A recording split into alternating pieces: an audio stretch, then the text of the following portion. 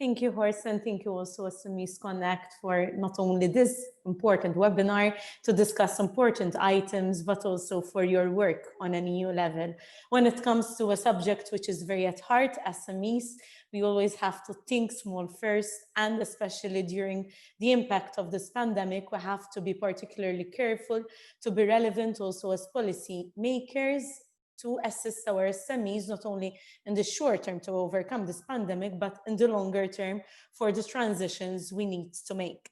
And yes, today we're speaking about the importance of private sector partnerships as a missing key to an effective EU SME strategy. Partnerships are very important, but before I focus on partnerships, I wanted to focus a bit on a very important aspect, and that is the digital transition and the digital opportunities that there are for our SMEs. We would love to see more partnerships in these fields, and it's good also to have a look at some thoughts and food for thought in this sector. So first of all, I would like also to welcome my colleague Isabel, and also later on Sean Kelly will join us, as Horst has said in the introduction. And we know that the vital contribution of SMEs to economic development is a reality which is unanimously recognized. And due to their positive economic but also social impact, SMEs, no matter the sector, have a pivotal role to play and are of strategic interest for our economy. The crisis we are witnessing shows how important it is to make our SMEs more resilient, but also their need to supportive environment in order to enable them to recover fully and fully contribute to jumpstarting Europe's economy. As I already said, one of the policy areas which the European Union is putting a lot of focus on is precisely the digital transition. Although the recovery from the pandemic represents the focus policymakers need to focus on, in the long term, the digitalization of SMEs will be key to enhance European competitiveness. The programs and the initiatives are many, yet there's still a long way to go. With reference to SMEs and digitalization, we can consider two different groups of SMEs. Firstly, there is that group representing small traditional enterprises that are not always aware of the opportunities which digital technologies may offer, and do not have a digital strategy in place. Yet they might reap the benefits of digitalization. For instance, through a small marketplace or a platform to sell or to promote their products online, as well as by using software to manage their stock or streamline their operations. As a side note here, we have seen how this pandemic has accelerated a bit also these developments, but we still have a huge gap also to address in this regard. The second group of SMEs is composed of those innovative SMEs and startups whose business is grounded in digital technologies and in the use of data analytics. In other words, they continuously search for opportunities in the digital ocean, that being their main target, and therefore they're more familiar to this field. There is also another aspect we have to consider, and that is the gap that SMEs are facing when they are compared to larger firms. According to the last edition of the Digital Economy and Society Index published by the European Commission last June, SMEs are still lagging behind larger companies with reference to the integration of digital technologies in their business processes, as well as in the use of data analytics. And I would like here to steer our attention towards the small businesses, very often micro enterprises, that are not yet aware of the opportunities of the digital transition. As policymakers, it is key for us to understand the priorities we need to focus on. Shall we focus our efforts only on those firms that already know how to access innovation channels, or shall we design our actions to take into account, for instance, also the small restaurant around the corner, which still takes its orders and manages its stock through a paper-based format? And here I say that we should focus on both and on also bringing the opportunities to those who aren't yet aware of them. I consider that our policies should make, yes, the traditional businesses able at least to know these opportunities, and we should bridge the information gap, which is still very wide. And how can we take action in this regard? Skills are, first of all, key and very essential. Business owners, managers, employees need the technical know-how to integrate digital solutions in business processes and operations. At a later stage, they would also need the skills necessary to approach larger scale transformational projects. The European Commission is expected to publish a communication on Europe's digital decade and the 2030 digital targets at the beginning of 2021. I look forward to this communication, and I really hope also that the Parliament will also contribute effectively to this discussion on how to make the digital transition effective. Clear goals are needed as well as a concrete time frame.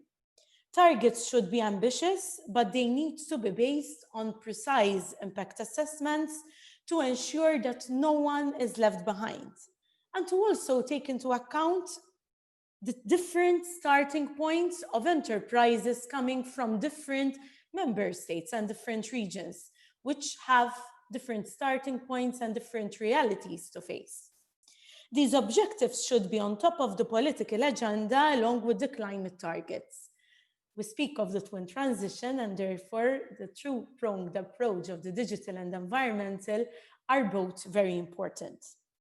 The resilience of European SMEs is not only necessary for the economic recovery after the COVID-19 crisis, but also imperative in order to safeguard the social systems and economic diversity in Europe. Enhancing the collaboration between the public and the private sector, as well as between the private sector itself, and here I also refer to private-to-private partnerships, is crucial, and it's good for facilitating the exchange of best practices, which will help also to match possible areas of improvement and implementing solutions that have already proved to be effective. Sometimes we don't need to reinvent the wheel, but we need to collaborate and share best practices, also to extend these good practices to other areas. I hope that the Digital Europe program, which includes the European Digital Innovation Hubs, will help many SMEs to enhance their digital awareness in the next programming periods. I'm glad also that in the ITRE reports on European SMEs, to which I was shadow rapporteur, we have called on the European Commission to enhance the assessment of these instruments. SMEs, including the traditional ones, should not be left behind. In 2021, co-legislators will also be working on initiatives aiming at improving access to data. Data is the new oil in this day and age, and especially for SMEs, as well as at creating the importance of creating a data governance framework and at regulating the digital service, we need to look into these strategies and see how SMEs could benefit from them. Both small and big players should take part in the debate and contribute to policy making on an equal footing. I would like to share with you some food for thought on the upcoming challenges. Firstly, we need a data act that ensures a governance framework that enables SMEs to access and share data in an environment of trust, which can be guaranteed by legal clarity. And yes, trust and legal clarity are important also for our SMEs and the partnerships to be fostered amongst them. We should also aim at making SMEs full benefit of vast amounts of data through measures incentivizing in a voluntary data sharing system SMEs to share their data. We should make sure that data is not concentrated in the hands of big tech companies. We are aware that this imbalance is detrimental to SMEs' competitiveness, and we need to have a level playing field that protects small and even micro businesses. As already mentioned, we need data literacy programs.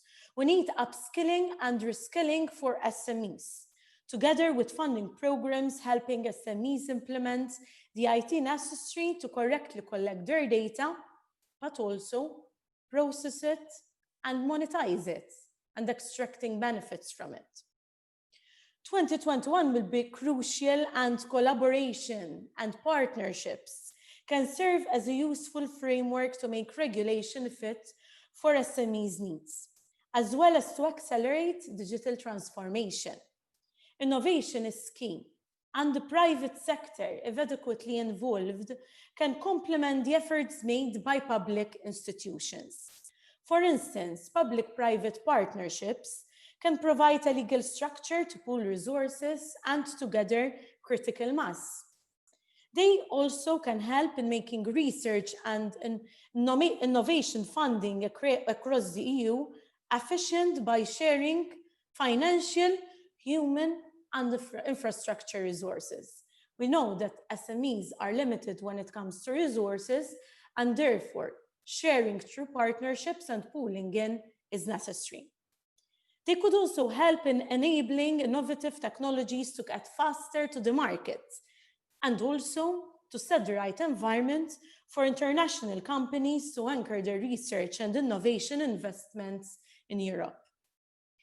And today is a great occasion also, so we'll hear from practitioners and stakeholders and experts in the field, not only to listen to their suggestions, but also to their needs and to their ideas and to their successful stories, so that even us as policymakers could take these shared experiences with us and formulate better policy. I look forward to discussing with you on how we could also enable these processes to become more effective and resilient. I look forward to your views, and please count me as an ally if you would like to collaborate with the European Parliament in this field. I believe that all of us together have an important role to play to make sure that SMEs really become resilient, and for them also to take the opportunities arising from the digital transition along with the twin transition. Thank you, and I'll hear your views with interest for sure. Thank you very much, Ms. Kutaya, for this brief and complete overview of our topic. I think you mentioned everything what is really important for SMEs. And I think especially that you also say we need targets, we need ambitious targets based on evidence and knowledge. I think in the discussion is often too less mentioned because we need this transition fast for SMEs, otherwise we will lose a lot on the way of this transformation. And I think also what you say with the data and this overview, this for the future, I think data is, like you say, the new oil or the gold, and SMEs, especially the small one, don't know how to use this golden oil. And I think this is very important also that they have an access to a fair competition. We have to empower them to be part of this. And I think the digital future will be positive if we keep them on board. Now we're coming to the very interesting speakers for the presentations. And I think this is very important that Brussels is not only talking about SMEs, we need also to talk with SMEs. And we have now a very interesting speaker from Germany, Markus Diekmann, who's representing a 110 years old family business, Rose Bikes. And he is also founder of Händler helfen Händler Initiative and co-founder of Quickstart Online. Please, the floor is yours. Yes, thanks for being here.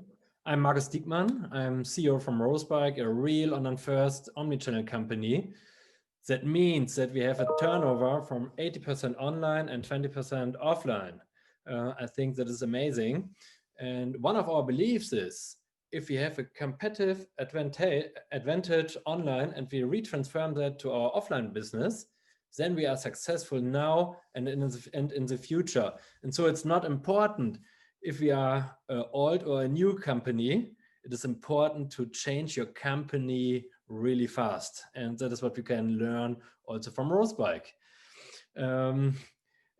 And we are not Google, and we are not eBay, and we are not Amazon or Otto. That means that we not have the biggest vision to change the world, but we are really fast in networking. We are fast in learning from successful companies, and we are really fast in retransforming that to our business. And that is what you can also learn from us. Yes. And on the other hand, I'm also the founder of the pro bono initiative Dealers Help Dealers. That is a community among dealers from different industries. We share business knowledge. We start business initiatives like e-learning platforms like Quickstart Online, and we help each other to solve our problems. And it's really important today because we have Corona, but it's also important today because we have a fast change of the business world. So it is really important. So and we do it not alone. We do it with more than 3,000 people from Germany. But at first, thanks for having me here. I'm really happy about that. And let's talk about small and medium companies and what the European Union can do to help us.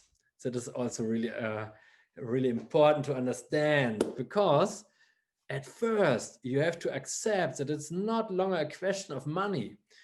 It is more than that, because it is a change of mindsets and it is a change of actions. That is what you have to do. I will give you an example, a crazy example, only to describe it, how crazy it is. Please listen.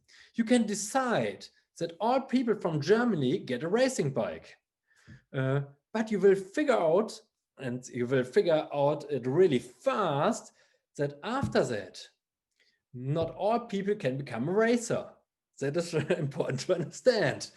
And if you make the decision to spend money for the racing bikes, then it is good for me, because I'm a bike producer, and then I will earn a lot of money. And I will explain it is really important to give all people a racing bike. That is because it's really good for me. But it's not good for the companies, it's not good for the people, and it don't solve the problems. And that is the same with the digital transformation. For example, at the moment, we speak a lot about Gaia, our new European cloud initiative. It sounds great, like to spend bikes for all people. But at the end, it is good for the telecom, for example, because now they earn a lot of money, and that is good for them, but it's not good for small and medium businesses, because it is not a running system. We don't have people who can handle it. It is a new system. And at the moment, it's not famous in Germany. And if you have a small and a medium company, you have other problems, bigger problems, than to speak about a new cloud system. So it is not helpful. At the end, it is stupid. We have running systems, and we have to learn that we have to become the best in to integrate the different successful systems for the people in our business models. And we have to learn that it could be that we need new rules, but we need new rules, but not new systems. And that is what you have to accept. We don't have a problem with digital stuff. We have a big problem with all business models, and that we need a faster change of our business models. That is what we need, and we need help for that, and we need it from you. So you have to support us to change our wonderful business models, and that we become disruptive new companies, and that we transform our old company into a new modern company. And that is the same with Gaia, with, for example, Business Knowledge Center. The European Union spent money to create competence center, but it's not a problem, because we have a lot of new knowledge. So we don't need more competence center. We need a better way of using the knowledge. And that is what we do, for example, with Dealers Help Handler. Dealers Help Handlers. Dealers Help Dealers. Sorry for that. So we have the knowledge there and we can use it, and we can use it really fast. And that is the same with Quick Start Online. It is a pro bono e-learning platform from dealers to dealers. We can use it, and we can use it really fast. Please accept that you have to become the integrator, not to build new systems. And that is what you can learn and what you have to understand. If you do that, and if you become the integrator, that means that you work together with the successful e-commerce companies like Amazon, like Google, like Facebook, like Otto, the biggest one, or with a category killer like us, Rosebike, or a lot of other wonderful companies, and to bring them together to the table and to share their knowledge together with other companies, then all people can become successful faster and can learn faster. And that is what we have to do, because we need speed. And speed is the only one which can help us to become successful in the future. Big thanks for that. Thank you very much, Markus Dickermann. This was a very inspiring speech of you, and I think the key point is really speech. And I think to integrate new systems takes so long that this time we have not always a bad idea, but perhaps takes too long because SMEs need a return for the investments, and this is crucial. Absolutely. And we have all of that, so we can use it. It is there. Okay, thank you very much. I think this is really inspiring. And now we're coming to a big player, to Facebook, represented by Philip Mellock, Director Economic and Social Policy. Very warm welcome to our webinar. I think I saw that Facebook was very active on the local and regional level, active to interact with SMEs, to connect SMEs. Please, how you work the floor is yours, how you work with SMEs together. Well, thank you so much. And thank you, SME Connect, for this event. I think it's really timely and very important to discuss. As you rightly mentioned, SMEs for Facebook are really, the cornerstone of our business, and they really are that community who we do interact with in a very practical manner on a day-to-day basis on many of the topics which MEP Kuchara raised and also as we're discussing. So maybe, as you said, I just want to run through today a few examples of how we engage with the SME community today, what we've been working on over the last year, nearly a year now. I mean, this has been a very intensive period, a hugely challenging period for many of our partners and many of our collaborators in the SME community as well. So I just wanted to share some insights into what we're doing there and how we've experienced these things. So I think firstly, from our perspective, one thing we're really clear about is that, we see that the platform economy overall generates an enormous amount of value for European citizens and SMEs specifically. So one of the things we're thinking about here is how do we really maximize the value of the single market in general via the platform economy? Because the platform economy really is this huge source of economic growth, opportunity, but then also for competitiveness as well. And I think many of these companies that we work with also see the opportunity to really innovate on their business model when it comes to interacting with their consumers on different platforms such as Facebook and others. And really, we believe that the platform economy really is the embodiment of the single market, really. It facilitates pan-EU trade for all companies, big and small, and it really removes a lot of the barriers that are in the way that we see now in the single market to facilitate that type of trade. And really, there's been no more pressing time to promote the single market and give the SMEs and businesses the tools they need to grow and also to reach new audiences as well, which we think is a very important part of what companies like Facebook are able to do. So another thing which I think has been mentioned around the skills part of the things, one of the things we've really noticed in the COVID-19 crisis is for many businesses, it hasn't changed their strategic direction. It's just sped things up enormously. So a lot of the partners we work with have had a plan over the time to maybe move to a more digital business model. I think, Rosebikes is a fantastic example of that, but it's just meant they've had to do it in a much shorter time frame. And that really is something that's been a challenge for many businesses, and we've been trying to really help them with. So we're also really proud of what Facebook enables for many SMEs and citizens across Europe every single day. It's a hugely powerful spur to digital inclusion. It's a hugely powerful spur to innovative market entry and SME competitiveness. We freely allow millions of Europeans to communicate, to share, to build businesses, to build communities on a daily basis across Europe.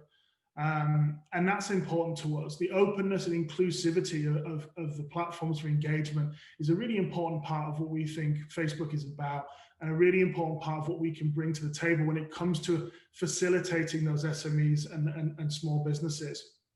So we've conducted a study on the types of value creation we see for Facebook. So we have roughly 25 million European businesses using Facebook's products and tools, most of them for free.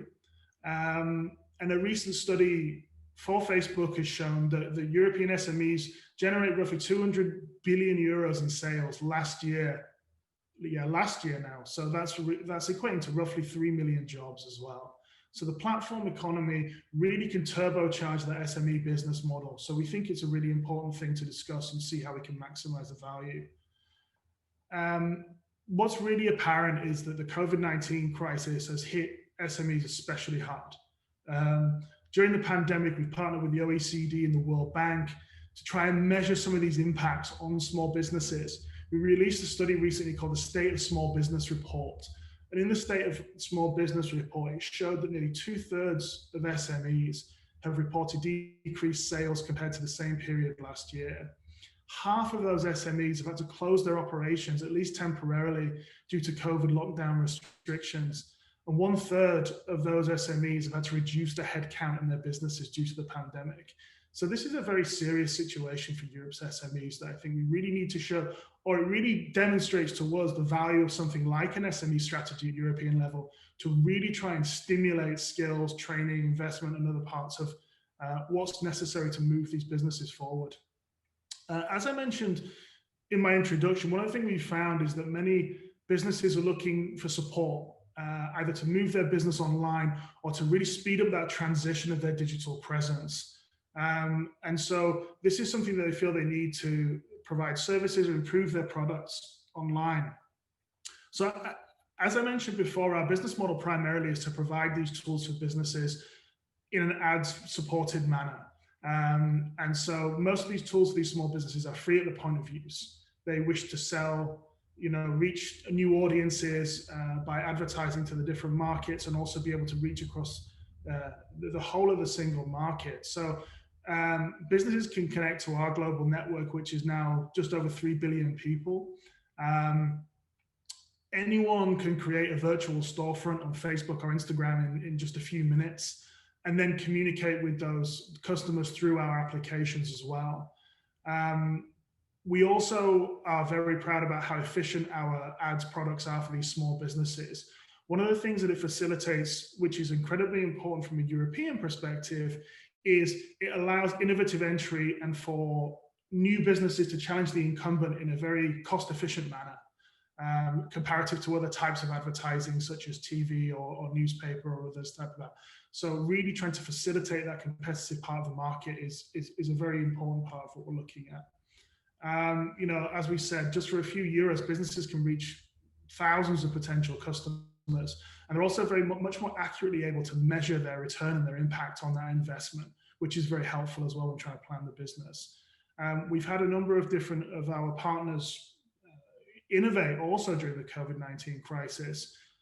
One of our customers, a lady by the name of Gemma Burano, a financial advisor from Spain, who was very much hit by the crisis, was able to start publishing articles on Facebook on how to navigate the new government measures around COVID-19. And then she was facilitating those conversations through the use of Facebook Messenger as well, to really build a business there based on helping people through the new rules. A couple of points then finally, perhaps. We tried to move quickly during the pandemic to support small businesses, reach new customers, generate revenue. We made $100 million available to small businesses globally, including a number of EU countries there. One of our bigger commercial moves is our launch of Facebook Shops. This is to make it easier for businesses to sell online and reach customers. We've also created gift cards and fundraisers, so that makes it easier for people to support local businesses and causes. And we've also made training and support available in our business resources hub, including training from healthcare experts as well. So, you know, since the start of the pandemic, we've trained more than 1.4 million SMEs and entrepreneurs in EMEA. Our Learn with Facebook initiative aims to provide people with skills to advance their careers, from building resumes to advertising their work online, or for more advanced skills such as coding, for example. We've continued to make these trainings online during the pandemic, but one thing we found is incredibly important is partnership. So in Poland, for example, we've launched a training hub in partnership with the Polish Ministry of Digitalization and Ministry of Development. It's also about figuring out where to focus. In Germany, for example, we focused on really hard hit sectors due to the COVID crisis. So that's tourism, food, retail.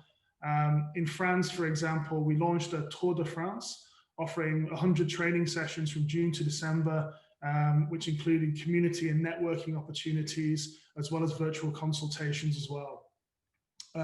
So across the board, we've worked with a number of different partners to try and advance these training and digital skills, which we think is a really important part of what we all need to work towards. That's why we're very, very supportive of the SME strategy overall. We think it's a fantastic initiative to try and move Europe forward.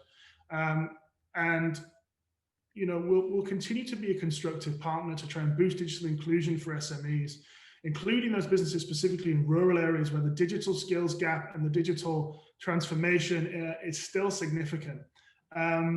So to all the European institutions, especially the Parliament with the work that's to come, you know, we want to do more.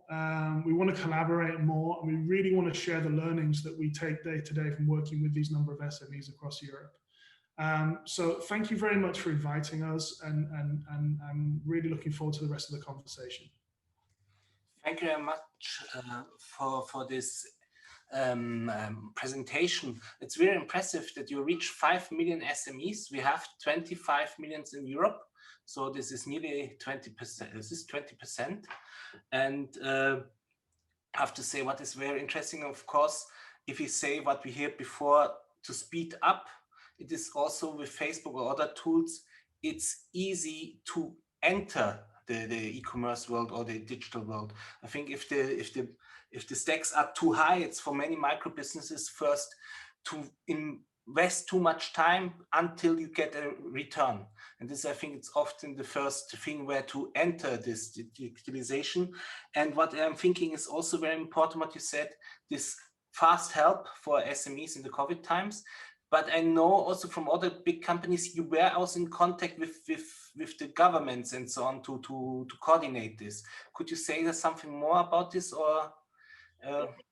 Absolutely. I mean, I think this has been a sharp learning experience for businesses, whether you're a Facebook or you're, one-person operation anywhere in Europe. So one thing, you're correct. We have really found that collaboration has been a hugely important part of the COVID-19 response, whether that's been through initiatives where we've looked at how can we analyze and maximize some of the learnings from the data on Facebook. For example, we have a tool called CrowdTangle, for example, which has allowed governments and also anybody to analyze what's going on around Europe when it comes to the COVID-19 crisis, stay up to date with the latest news and information. But then, as I mentioned, the different collaborative pieces for us with the different governments, and these of course go hand in hand.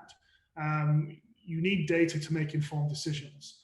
And so our aim in that collaboration is to be able to provide data, to be able to really try and understand some of those pieces of the puzzle which have been important, and also with what we've done with things such as WhatsApp, for example, which is in allowing governments to communicate with citizens as well.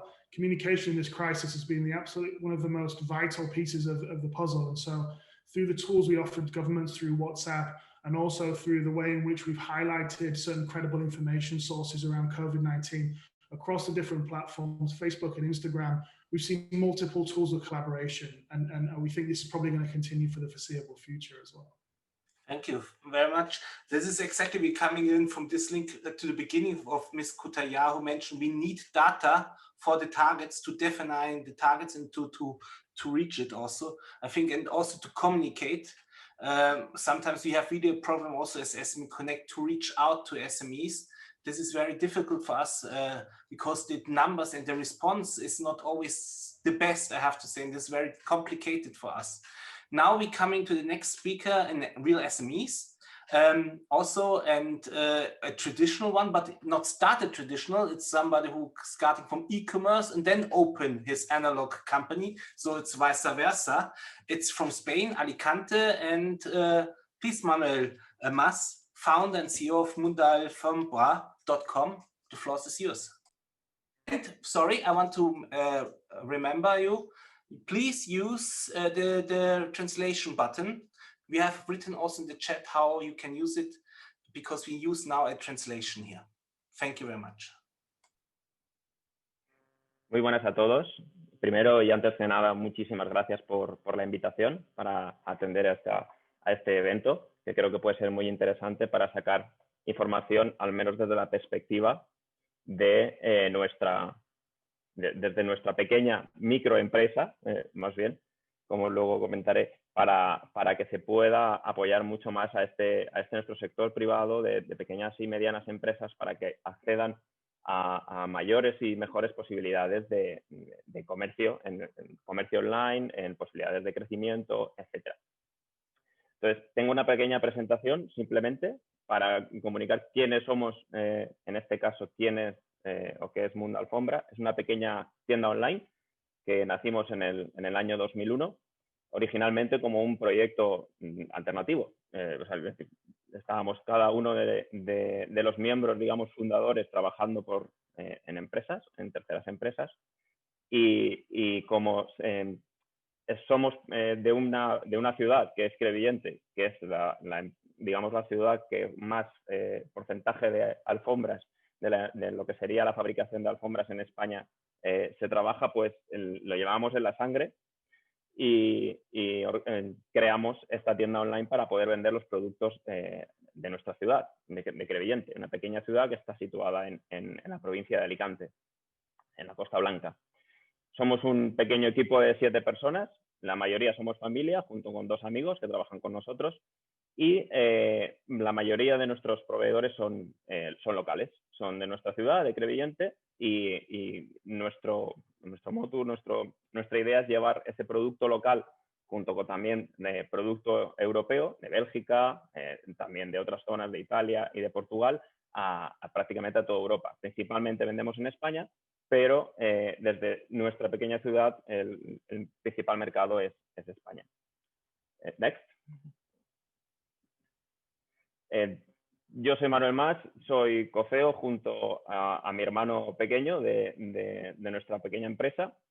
Y estudié ingeniería informática en su momento y me especialicé en ingeniería web, y me encanta el e-commerce y lo que son las startups, me encanta el marketing online, y he trabajado en diversos sectores. Estos, banca, he estado en tecnología, he estado en agencias de marketing, proveedores de deporte, he estado en el sector de salud también, y como freelance y consultoría digital, pues me ha permitido ver las necesidades, la falta de recursos y los problemas que pueden tener pequeñas y medianas empresas, al menos de mi alrededor o de mi zona. Entonces, a partir de aquí, voy a hablar de unos pequeños puntos que creo que es donde la Unión Europea precisamente nos puede ayudar a través de cada uno de los países miembros, de aquí hablando también directamente pues más con lo que sería España, pero ofrecer un poquito una visión de los problemas que nos encontramos pequeños negocios que estamos en online o que estamos empezando o que quieren lanzarse al mundo online y que quieren abarcar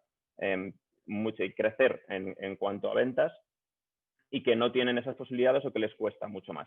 Next. Thanks.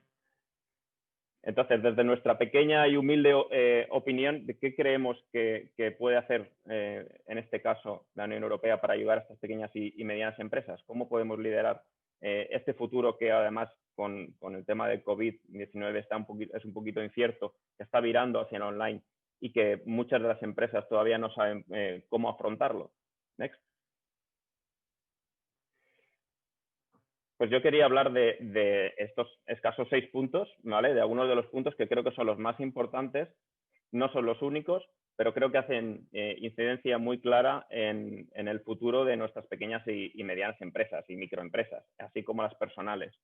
Estamos hablando de educación, estamos hablando de la digitalización del negocio, del propio, tanto de también el apoyo de digitalización de los proveedores o partners que trabajan con tu mismo negocio, hablando de Big Data y inteligencia artificial, y así que cómo los pequeños pequeños negocios, pequeñas empresas se enfrentan a los grandes jugadores del mercado. Amazon, las posibilidades que pueda tener Google, Facebook, por ejemplo, otros marketplaces gigantes que puedan trabajar en Europa, y cómo nosotros podemos, tanto por un lado, colaborar con ellos o que ellos colaboren con nosotros para ayudar a vender más, como tampoco ser absorbidos precisamente por esa potencia que tienen los grandes players que trabajan en Europa.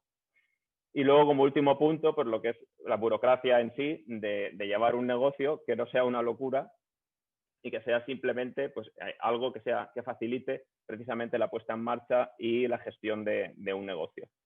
Next. En educación, los puntos más importantes que vemos que afectan a la creación, a la puesta en marcha y a lo que es el crecimiento de un pequeño negocio, una pequeña empresa, es que creo que nos falta mentalidad emprendedora ya directamente desde pequeñas edades.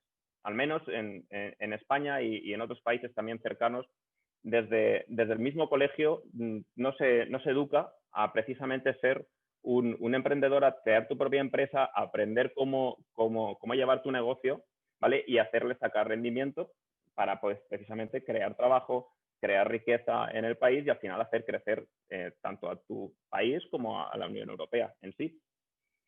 También una falta de educación financiera para precisamente poder llevar un negocio adelante, para saber en qué puedes invertir, en qué te puede sacar más rendimiento, qué canales son mejores para trabajar en tu negocio y lo que es aprender a vender tus productos.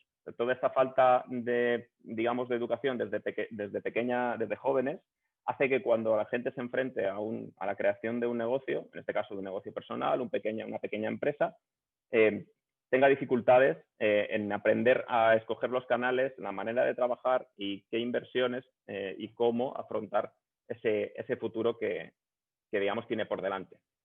Y esto tanto en el tema en lo que es a nivel de universidad como a nivel de educación ya de instituto, secundaria o formación profesional.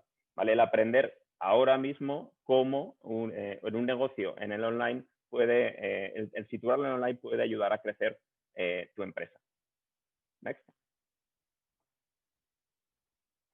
¿Qué puntos hay que tener en cuenta en un negocio, en la digitalización de un negocio, que vemos que hay problemas? Nosotros como una microempresa hemos tenido problemas en el tema en la educación digital de nuestros trabajadores, ¿vale? de nuestro equipo, aunque nosotros no hemos tenido tanto ese problema como el que vemos en nuestros proveedores. Por eso quería hablar de ambos, desde ambas perspectivas, desde la perspectiva de tu empresa, así como la perspectiva de tus proveedores.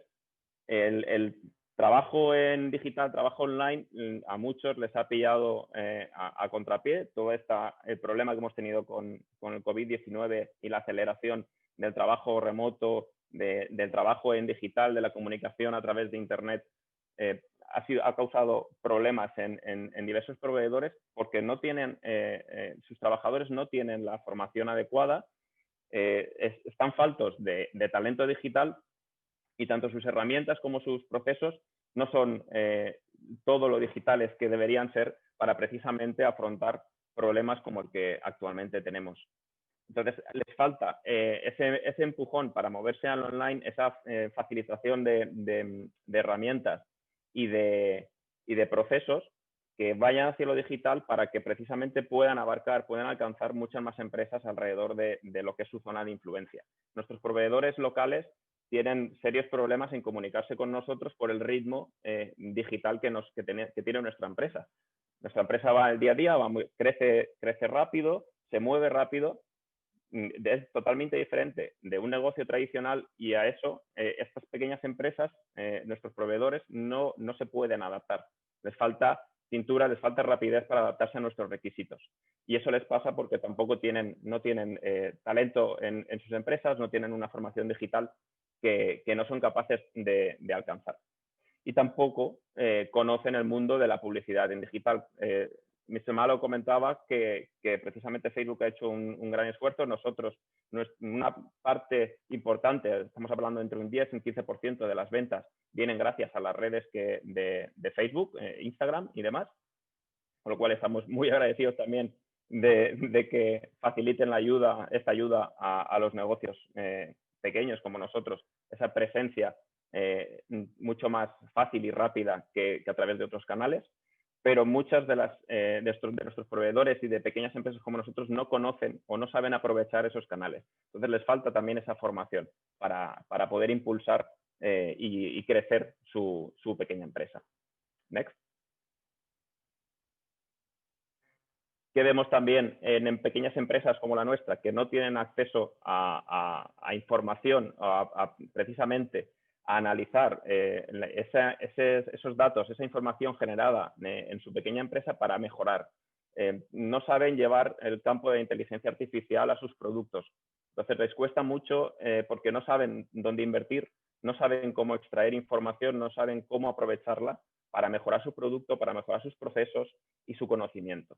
Entonces les queda muy lejos, es un campo en que no tienen formación, no tienen idea de cómo poder aprovecharlo, y eso es un problema porque están perdiendo oportunidad respecto a otros países, respecto a otros competidores de otras zonas del mundo. Entonces eso les hace al final ser mucho más pequeños y no poder crecer y no poder aportar todo el valor que tienen sus productos porque no pueden mejorarlos. Next. Y luego la pequeña lucha que tenemos, empresas pequeñitas como la nuestra, ¿vale? Contra empresas que pueden ser mucho más grandes al estilo de, por ejemplo, Amazon, lo que puede ser un eBay u otros competidores de otros países, porque en Internet hay espacio para todos, eso lo sabemos, todos podemos tener nuestra presencia, pero a veces no es equitativa. Entonces, una pequeña empresa como la mía no puede luchar contra un Amazon si, por ejemplo, ofrece los mismos productos que pueda tener yo o similares. O incluso el problema de la competencia con otros países cuando, por ejemplo, los tipos impositivos son distintos, los acuerdos en las ventas no equivalen al de tu país, y entonces por esas diferencias tanto financieras como que puede haber de problemas o de burocracia, etcétera, para vender en marketplaces, para vender contra grandes jugadores como puede ser un marketplace de este estilo, las pequeñas empresas tienen ese problema, entonces tienen que diferenciarse mucho de lo que es una empresa de este estilo para poder vender y para poder tener tu pequeño hueco ahí. Y hay un problema también, que es el mismo que comentábamos antes, que es el tema de la educación de conocimiento de cómo pueden las pequeñas y medianas empresas aprovechar a esos grandes jugadores para poder tener más visibilidad. Entonces, empresas de este tipo, de tan grandes, al mismo tiempo pueden ser un pequeño enemigo, pero también son amigos porque te ayudan a tener visibilidad. Entonces, la ideal sería llegar a un punto de encuentro entre los dos y cómo podemos beneficiarnos mutuamente y poder vivir en armonía en Internet. Tener la posibilidad de crecimiento, una empresa pequeña, pero al mismo tiempo el big player participar también de su objetivo, que al final es también la venta. Next. Y luego, posteriormente, el tema de la burocracia para poner en marcha un negocio. Tenemos completamente muchas diferencias entre distintos países de la Unión Europea con las facilidades para lanzar un negocio, ponerlo en marcha en cuanto a impuestos, y creo que debería ser mucho más fácil para una persona normal que tiene una idea de negocio y que quiere poner en marcha una pequeña empresa, el precisamente arrancar y poder trabajar en esa idea sin tener ya directamente que tener que pensar en impuestos, tener que pensar en burocracia, en permisos, altas, problemas legales, etcétera. Entonces, si quizá llegáramos a un momento en que se pudiera simplificar tanto como registrar tu empresa, ponerte en marcha, y si tienes beneficios, pagar tus impuestos, pequeños impuestos, pero ya focalizarte en lo que es tu negocio, en lo que es tu empresa, sería un gran avance para esos pequeños negocios que no pueden arrancar o que tienen dificultades porque no tienen ese conocimiento de cómo, digamos, en la parte más de burocracia, más de papeleos, más de gestión legal de la empresa, sino que con eso no pueden centrarse en lo que es su modelo de negocio. Entonces sería una manera de facilitar mucho más que la gente que emprende y que crea empresas pudiese centrarse en sus productos y no en problemas que pueden ir aparte, como toda esa gestión burocrática para ponerse en marcha, para gestionar después, posteriormente, todo lo que implica una pequeña empresa. Entonces, en resumen, es simplemente actuar sobre los puntos más importantes que creemos que puede facilitar a las pequeñas y medianas empresas a avanzar, tanto en educación como en facilidades en cuanto a papeleos, facilidad de crear empresas, alcanzar precisamente el conocimiento a través de implementar mejoras tanto con Big Data, inteligencia artificial en sus productos, y al final poder crecer en general y ofrecer el valor de sus productos al resto de gente y al resto del mundo. Next. Y bueno, pues muchas gracias también por atendernos y por estar ahí escuchándonos. Espero que les haya sido un poquito útil, al menos, y que se pueda entender, y cualquier pregunta, pues aquí estamos también para ayudaros.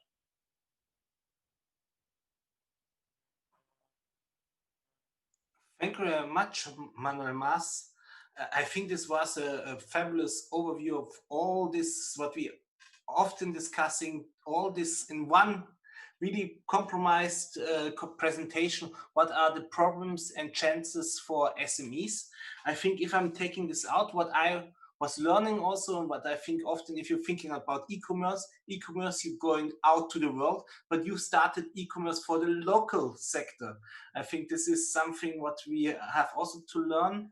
What is also very important for me, what you say, that you teach your suppliers, that SMEs are teaching SMEs to be digitalized. I think this is digital. Yeah, this is, we have to think like an ecosystem, and this is, I think that you see also the big players, of course, they are competition, but you can also learn from them. I think we have to think more like an ecosystem, not separating all the different players and saying that we have to do this for them, then for this. We have to do it for a system, from ecosystem, to digitalize everybody. Thank you, this was very important, and you show us what is key education.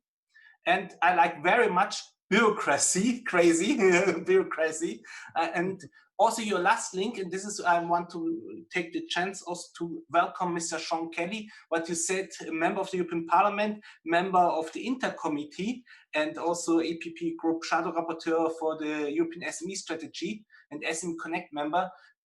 I think he was listening very carefully when you say, what are the problems to go cross-border, also especially of the internal market.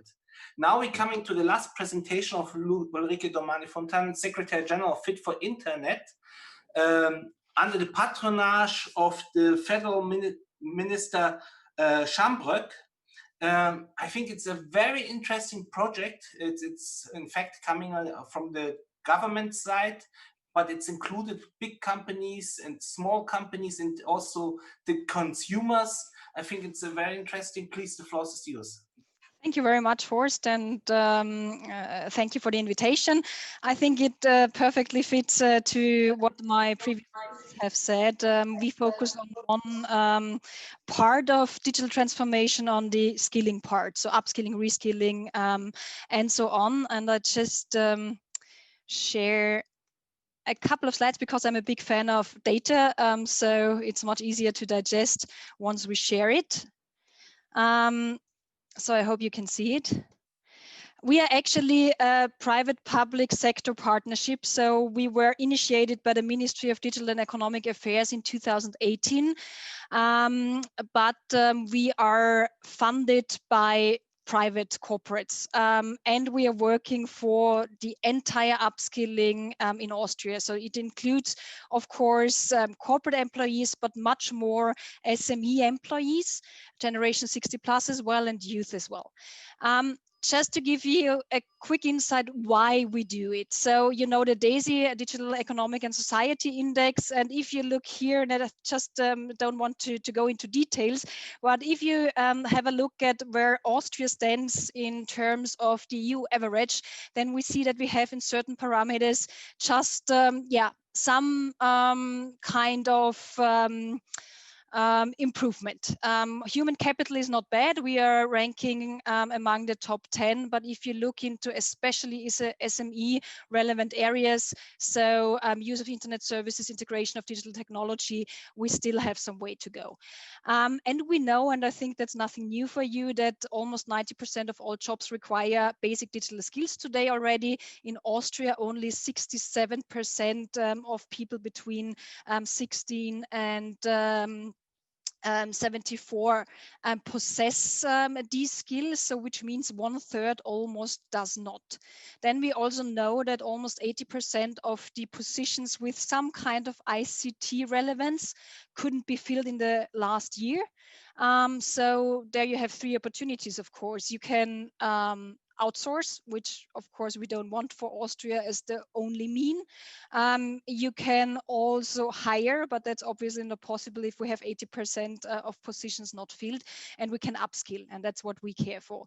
And then of course we have also the generation 60+, and if we look into e-commerce or commercial aspects, then it's a definitely relevant group, but we have 40% in Austria that are not accessing the digital world. So that's first. If we look into the SME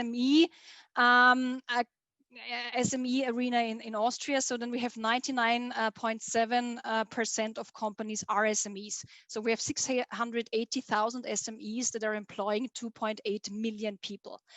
But if we look into the figures, how they are using digital services, we see, for example, e-commerce, we are below average, only 9% are using it. Platform economy, I think Mr. Maloch just addressed it. We have only 1% really participating. Use of cloud services, use of online courses, use of big data, we still lack the participation of SMEs there. We are good in electronic information sharing. We are above EU average, and selling cross-border, which is still good, but of course we have some way to go.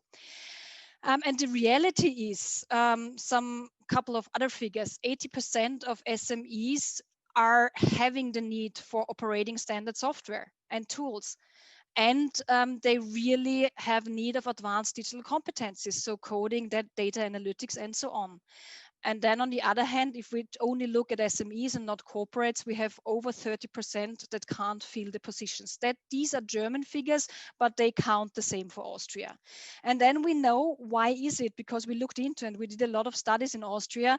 We just see that there is a kind of barrier to really go into digital transformation. And you have, of course, different digital majority levels in companies. And so we decided we need to go really to the beginning and start with what digital skills are. So to give a kind of coordination system or orientation system for digital skills, because we had quite different kind of explanations. If we looked into job profiles in Austria, how employers define digital skills, we had a kind of huge variety. There was no standard.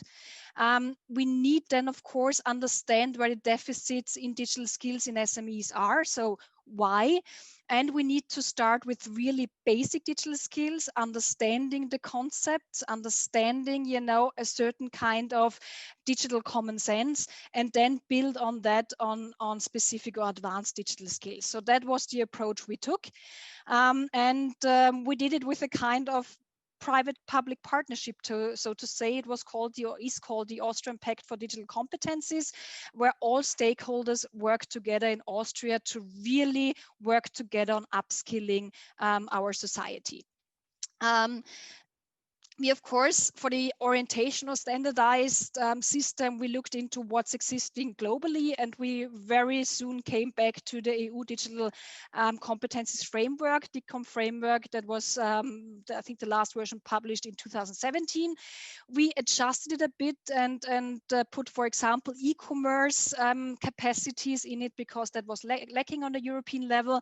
And we did a kind of zero competency field, which is called access and understanding the concepts, because if you don't know how to access a tablet, if you don't know how to operate the internet, the WLAN, and so on, you have a problem. So we have 6 competency areas that are well defined, with 25 sub competencies on 8 proficiency levels. So we didn't change the European system, but we adjusted it to a further development.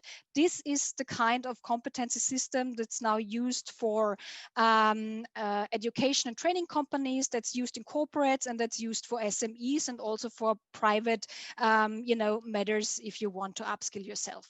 Then, of course, it's nice to have a model, but you need some kind of evaluation system. So how do you know where you stand in terms of the model? So we developed by now 20 instruments for different kind of skill areas, like digital basic skills in private life, digital basic skills in professional life, then cybersecurity or safety in a digital world, as well as AI and ethics. Now we are working on e-commerce and on data science. And so it's, every 2 to 3 months there are new instruments complemented. And then, of course, that's nice if you have your own digital competency profile, but you need to know where to go to upskill yourself in certain areas, or for companies and corporations, also SMEs, employers, to understand where do I need to focus with my employees. So we have a course database where all existing training companies can complement their training courses to digital skills. Then you know which competency area and competency level is reached once a person does this training, and so on. And then the last step we are currently working on is a certification system, which is tremendously important for employers. So we are working on a national certification system for digital skills that not only does the exam, the typical exam way examination, but also validation system, because people who work in digital transformation projects, for example, they gain certain digital skills, but they are not mirrored right now in any kind of curriculum. So yeah, I don't go into details. So we use the European framework. We work in different projects, like we're working with the Austrian military service, where we do the assessments right in the recruiting process, so that they know where they stand in terms of digital competencies. And also the military service can draw conclusions and do a tailored upskilling to digital competencies during military service, for example. We also do it now for the militia, so that really they have an employer's benefit, because if you're serving in militia, you have to get time off from your employer. And if there's a certain benefit in terms of digital upskilling, of course, an employer is more willing to let you do your service. Then we are working with certain regions in Austria, because we have economy weak areas, like in the south, but they also need digital skilled people. So we are working with the public institutions there to see what kind of skilling, first assessments and then skilling programs we can tailor to Generation 60 plus, to SMEs, or to the youth. And then we, of course, also working with institutions, scientific ones and training ones, to also develop really targeted and tailored kind of learning modules if we see there is a module lacking in the Austrian training system. And coming to a conclusion, the key success factors so far for us, I tried to bucket it in 4 areas, is we had, and that's very, very important, we had a tremendous leadership and commitment of Austrian corporations. We have now 30 industry members that are really funding and supporting our work, and they are all actively involved in the projects. It was very important to us that we have actively involved members. Then the second part is that we do the upskilling really across all target groups. So not just employers, but also, generation 60 plus and the youth, so to leave no one behind. And we followed a very interdisciplinary approach. We have a task force in the Ministry of Digital and Economic Affairs. There are representatives of all ministries, of training institutions, of the social partners in Austria that work together on the development of the DICOM framework and the instruments. So we have a buy-in at a very, very, large scale. And then we do pilot projects. So what we do is actually in 3 to maximum 12 months, pilot and evaluate and then see if we can scale kind of upskilling programs like we did with the military service that started as a pilot project. We looked into, is it really cost efficient? Is it scalable? And then we got into, the implementation. If a project is not cost efficient or not scalable, we immediately skip it after the evaluation. That's very important that we have really short time frames, so 3 months to 12 months, so that we don't lose time in upskilling people. And then it doesn't go without communication. You can't communicate too much and create awareness. So we have a very impactful awareness campaign. We have a collaboration with TV station in Austria, where we have a format that mirrors the positive sides of digital transformation for society, for economy, for SMEs, and so on. We do a lot of press conferences with the ministries, and we very much believe in numbers, data, and facts. So we have a skill dashboard where we see, for groups, for regions, for age groups, and so on, how they perform in their digital skills, because they do the assessments, and then also after training programs, we can do a reassessment. So we see the impact of the measures we set. And actually, that's it. It's a journey. We are still on the way, and it's still some way to go. And that's the insights from Austria, how we addressed SMEs as in the upskilling part. Thank you very much. I think it's an excellent project. I think it's only question, is there something you can compare in Europe? Do we have other projects like you, or is this really something unique from the government initiative side? Actually, there are the digital skills and job coalitions in many countries existing. They are working probably similar, but we haven't heard yet of this multidisciplinary approach that really focuses on implementation. But I guess there might be some. We did, for us, it was important to really start with standardization, evaluation, training, and certification, and just to focus on this area. So we don't look right and left. We don't care about social skills. We don't care about financial skills. We really look into this digital skills or upskilling and reskilling. Thank you very much. Do you think it would be helpful to have also a network of these different projects who have perhaps different focus, different experience, if something would be established on the European level? Of course, I think always, I think why we were so successful in such a short period of time was that we had this collaboration from so many stakeholders. I think that's always key, especially in digitization. It's platform economy on a different level, kind of. Thank you very much. Now we're coming to the reactions. Now we can stay in the line. We're starting with Sean Kelly, a member of European Parliament. Mr. Kelly, you are here? Because I don't see your picture. Do you hello? Well, see me? Yes, we don't see you. We can hear you. Oh. I have to turn on your camera. Yeah, Now you see me. Perfect. We heard today a lot about to go cross borders via digitalization. We heard a lot about education. You're responsible for the EPP group as shadow rapporteur in the intercommittee for the European SME strategy, but you were also a teacher. I think all these topics are mentioned are familiar to you. And you're coming from Ireland, and Ireland is also always one of the leading countries in digitalization in Europe. Please, what are your reactions? Yes, well, let me begin by thanking SME Connect and you, Dr. Hertz, for inviting me to speak here today. to what I consider a pivotal discussion on how the private sector partnership can benefit the EU SME strategy. And without doubt, the presentations here have been wonderful. I enjoy them, and I think we have an awful lot to learn from them. Digitalisation has been a major factor in today's discussion, and the fact that we can communicate from the comfort of our homes, our workplaces, I think is a testament to the vast change we've all experienced over the last several months.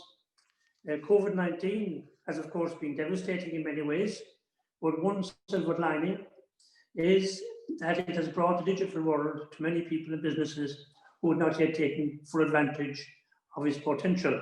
And that potential is huge, as we see from today.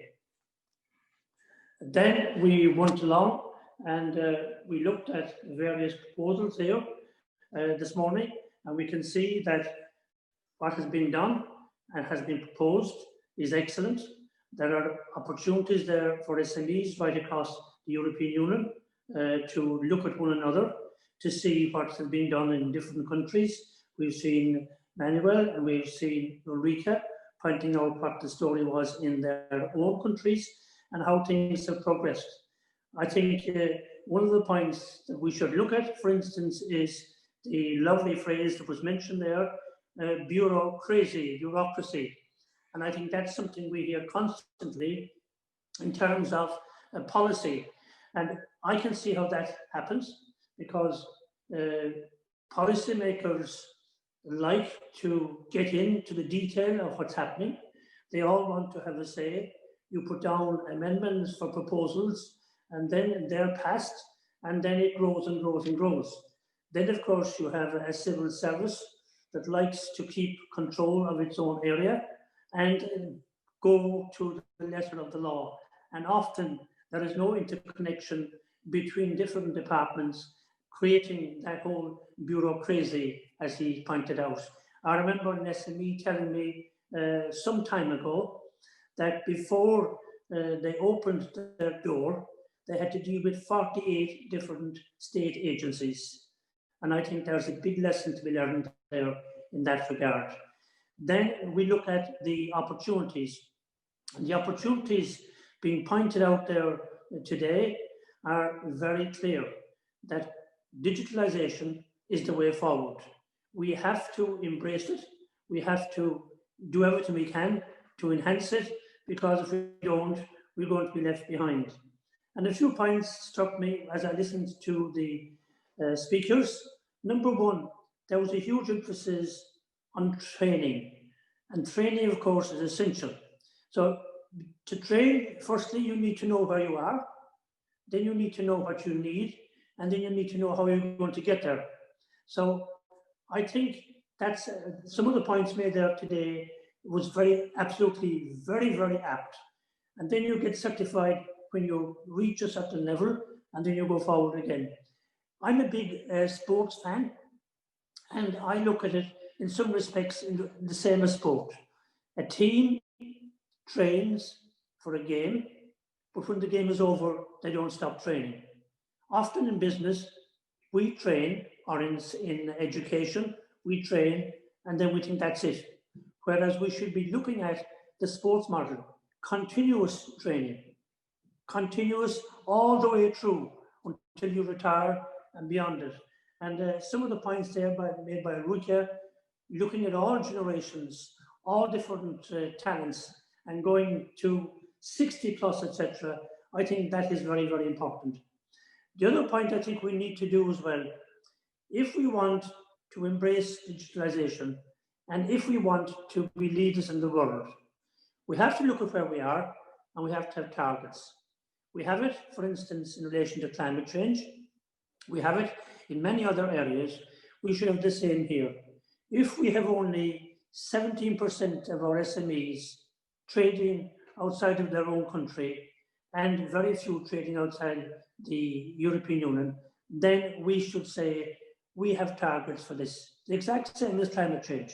Targets for 2030, targets for 2040, targets for 2050, and then put in a plan how we're going to do it and support it.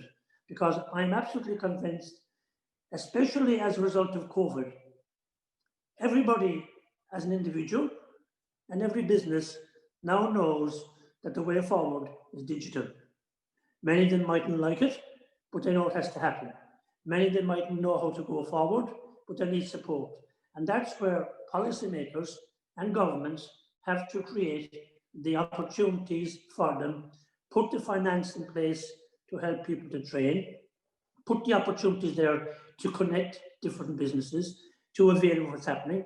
For instance, Facebook mentioned that they have reached 5 million of the 25 million businesses you pointed out in Europe.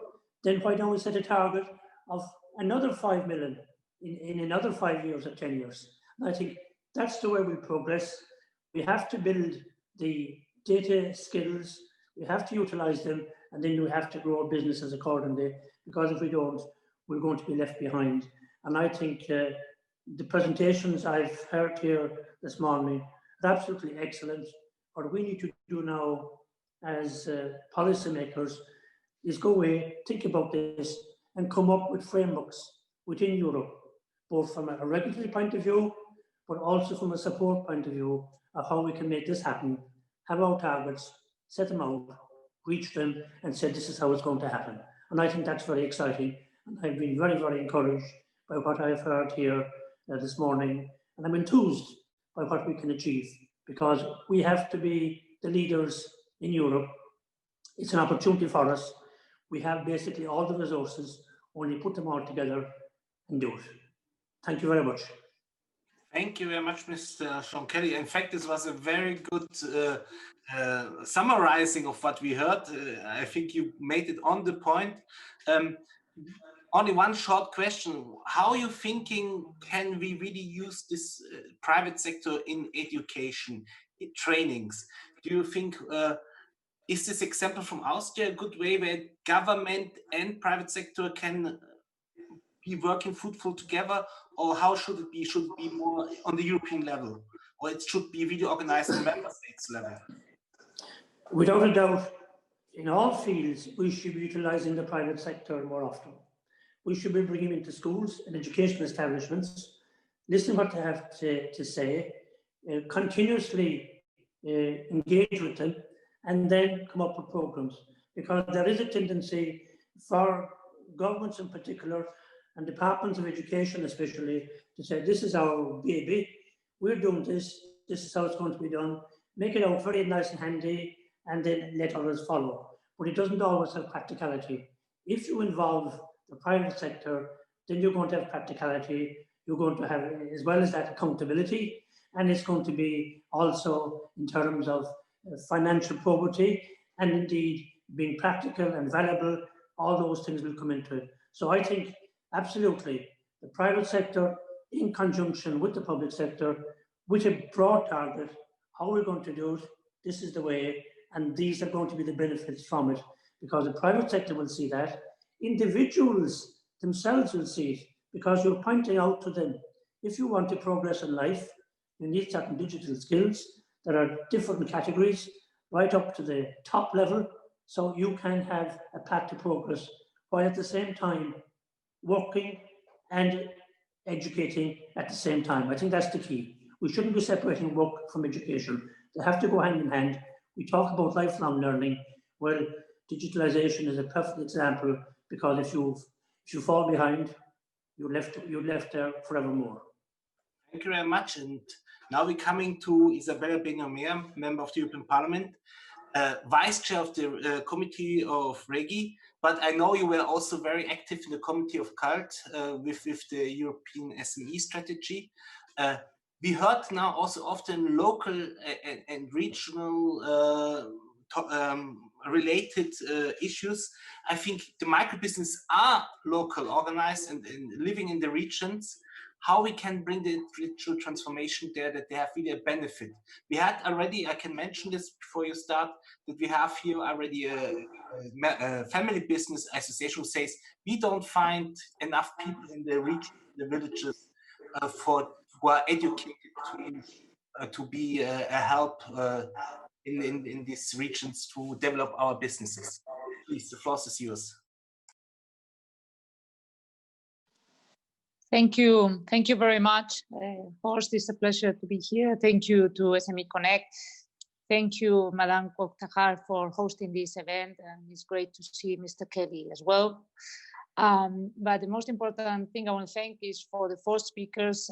I think that it's very important to listen to those who, for me, are the heroes, which are the entrepreneurs, the small, the medium, and the large, those who take the risk, who invest their money, who create jobs, and who enable people to pay taxes, so that maintain and sustain the institutions at the local, at the regional, at the national, and at the European level. So it's been a pleasure listening to you, to your experience, and I do thank you for the courage and your different business models, and truly, truly thank you.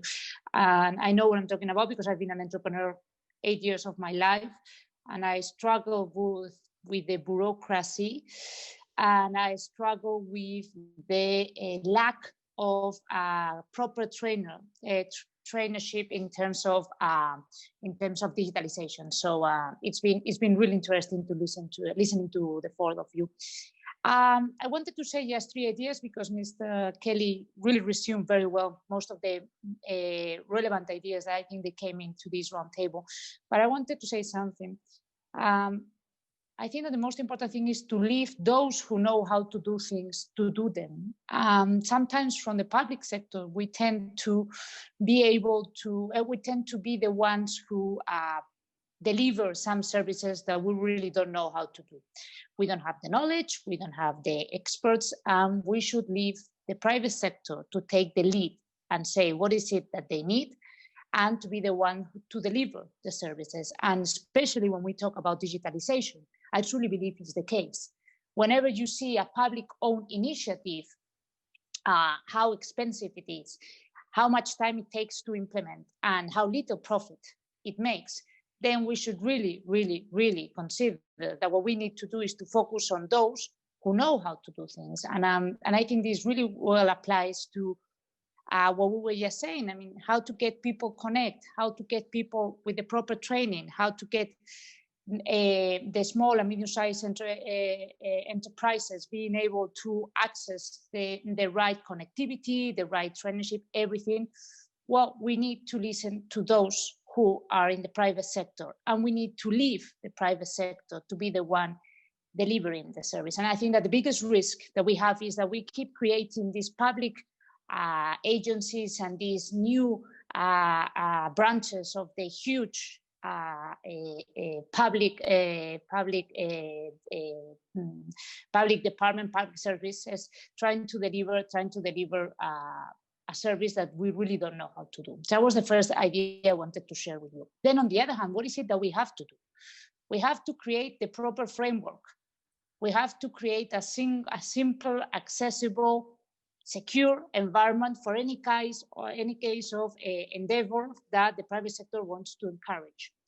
Then we need to invest. We need to invest, and we need to invest in the private sector. We need to invest in the companies that are delivering new technologies, that are being able to deliver the traineeship, who are being able to connect one with the other. We need to invest. We need public money need to be invested in the private sector, and that's, I think, a really important thing. Then we need to avoid what I was saying before, to create artificial competition, which I don't think is good for anyone. Then we also, and I think this is very important, and it's been said several times, we need to focus on education, but not only training, but also creating the culture, the culture of entrepreneurship. And this is something that I've, from the first day I arrived at the European Parliament, I've been saying we need to tell the European children that it's great to become a doctor, an engineer, a football player, whatever is it that they want to be. But it's great and it's needed that they are also businessmen and women. And that's essential. And that is something where the public institutions can get involved and should get involved. And I really liked, Manuel, to hear you say that, because I think that is essential to bring into the schools the experience of the entrepreneurs, the large entrepreneurs, the small, the medium-sized, those who succeed and those who did not succeed, and share their experience with the children and let them know how important it is to become an entrepreneur. Then there's something that we can do and we should do, is that we need to be able to guarantee the connection between all the European Union. We need to make sure that if you want to be an entrepreneur and you want to go into a small village somewhere, I know Spain better, but somewhere in Europe, you have the proper access to a good quality internet. And then we need to create the opportunities there for the private sector to go and establish. We need to create incentives, tax incentives. We need to be able to provide with the essential services such as healthcare, such as good schools, such a good infrastructure, so that those who wish to go and live somewhere else outside of the big cities can live and can have the essential services provided. That's where the public sector needs to be, and that's our duty, and that's where we have to be. And now, as Mr. Kelly said, I truly believe that whether we like it or not, digitalization has arrived to stay. Everybody, or most of the, I wouldn't say all of the companies, but most of the companies need to adapt. And that's where we can help. And that's where we can be there to invest, to help them adapt to this new situation, but also with changing the legislation on the labor market and enable people to be able to telework, be able to live outside of the big cities and just go a couple of days into the big city, have their families outside of the big cities, and create their families, and build their families and the projects outside of the big cities, if it's what they wish to do. So it's great to listen to, again, to the heroes, to those who really, really know how hard it is to earn money, and how hard it is to pay the taxes, and how hard it is to pay the salaries of the employees every single month. And it's great to hear how quick and how ahead you are going from the public sector, how you are already dealing with the problems and delivering solutions to the problems that this COVID crisis and digitalization opportunity and crisis are offering. And what we need to do is we need to be a supplement, but we need to avoid creating burdens, creating obstacles, and we need to make it, and we need to invest, as I said before, the public money into the private sector, and let those who know how to do things to do them, and then make sure that there's equal opportunities to any European citizens that wish to start a business in the European Union, because we need you. We need you. The most important thing right now in Europe is to stop the destruction of jobs and to create new jobs. And I can assure you that the jobs are not created by the public sector, are created by you, by the entrepreneurs, by the businessmen and women. And what we can do is that we can make it easier, and that's our duty, and that's what we should be focusing on. So thank you very much. Thank you very much, Isabel, for this very encouraging speech. I think to bring the heart of entrepreneurship for SMEs back, that they can bring us out of crises, I think this is key.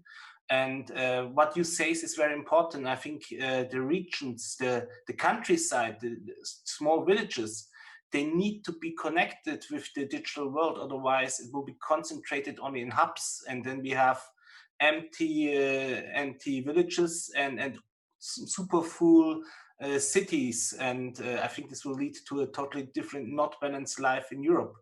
Only one question, if we can say it. What you are thinking would be changing for the employees if we have really to work at home? What will be the impact of work then there? If we driving the digitalization in the regional sectors, if you can work from everywhere, is this changing also the culture then in the end? Please. I truly believe that it really depends on the sector and on the type of enterprise that we are talking about. And also right now it really differs from one member state to another, because there's a culture, a mindset which is more set towards this kind of teleworking than others. There's countries where being able to mingle with your colleagues, being able to access a workplace is much more established than others. But it really depends on the size of the company, on the service that they provide. And what we need to make is a flexible legislation that allows both those who wish to have a more traditional business model with the employees on their office, and if the employees and employers agree to do so, to make it possible, but also to give all the alternatives for those who are considering to have much more teleworking, much more options of combining flexible timings for the work. So I think we really need to make it really, really flexible so that each one can tailor their own work scheme for their companies. Thank you very much. I think this was a very, very good discussion. This was so, I have to say, absolutely not boring or something. It's really, the time was running. We are already over nearly. We have no time for question and answer, but I see that in the chat already some of associations are connected. Also, Ms. Kutaya is connected already with associations. We see there's interaction. For the question and answers, perhaps we're making one symbolic question at the end from Paul Rübig, who is our president of SME Connect. He's also here, and I would like to give him the floor. Yes, first of all, thank you so much for your contributions. I think it's good to feel that we are working all together in the same direction.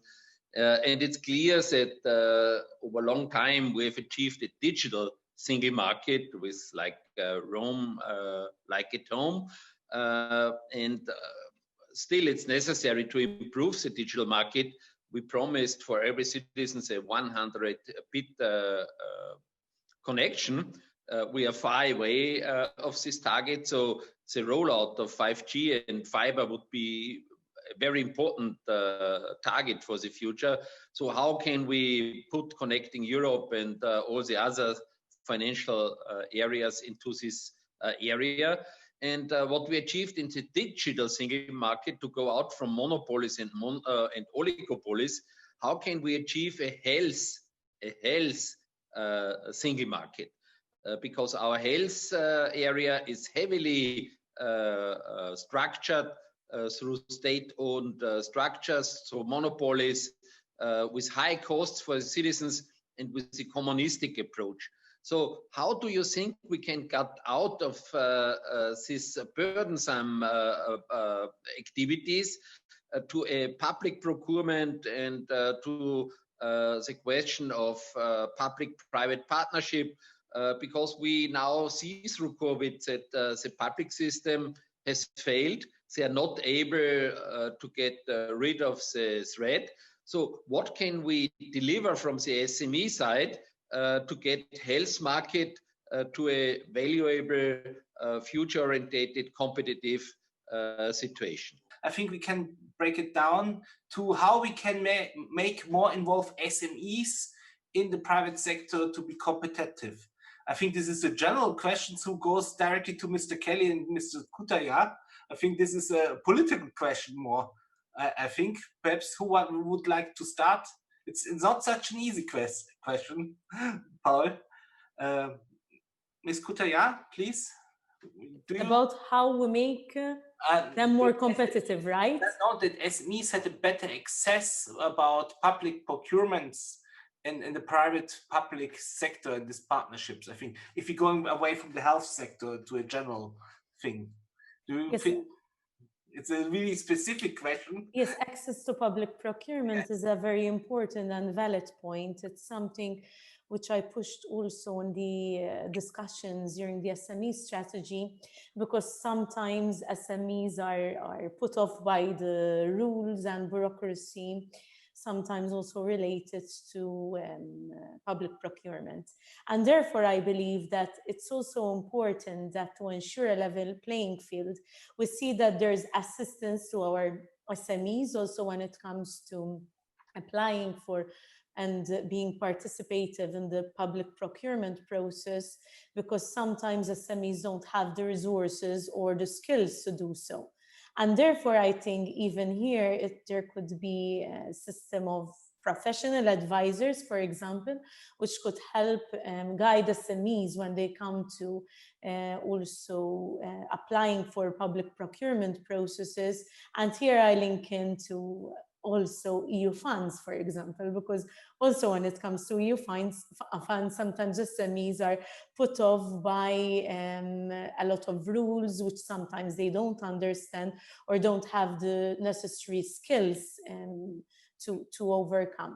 Then there's also discussion, for example, which is going on, whether we should, for example, whether public authorities should split tenders, for example, in smaller lots, so that it would also help SMEs to be successful when they compete with larger enterprises in public procurement. I hope I shed some light on and gave some fruitful feedback to the person who put the question. But yes, it's a very valid point, which we should keep in mind.